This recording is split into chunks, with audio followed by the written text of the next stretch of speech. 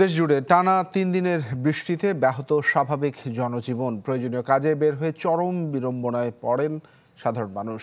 এই বিষয়ে কথা বলবো আমরা। রাজধানীর খবরাখবর জানাবেন আমাকে সহকর্মী সম্রাট হোসেন। সম্রাট।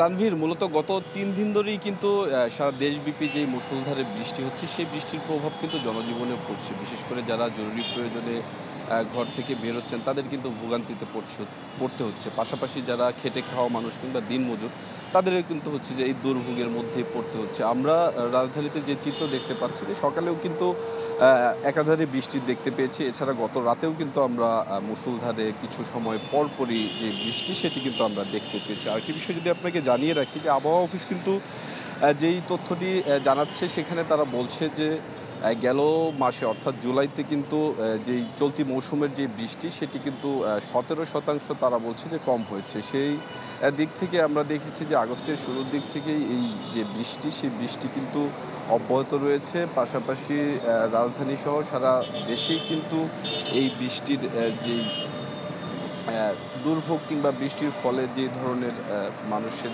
জনজীবন চলাচলে যে বিঘ্ন ঘটছে, সেটিও কিন্তু দেখা যাচ্ছে। রাজধানী জুড়েই আমরা দেখছিলাম, আমরা কথা বলছিলাম খেটে খাওয়া মানুষ থেকে শুরু করে বিভিন্ন শ্রেণী পেশার মানুষ যারা প্রয়োজনে কিংবা কাজের জন্য বের হচ্ছে, তাদেরও কিন্তু দুর্ভোগ কিংবা এই ভোগান্তির মধ্যে পড়তে হচ্ছে। আরেকটি বিষয় যদি আপনাকে জানিয়ে রাখি, আবহাওয়া অফিস কিন্তু আরেকটি তথ্য জানাচ্ছে। তারা যেটি বলছে যে এই বৃষ্টি অর্থাৎ আজ কিংবা আগামীকাল এই বৃষ্টি এভাবে অব্যাহত থাকলেও এরপর কিন্তু ১-২ দিন সেই বৃষ্টি কমতে পারে।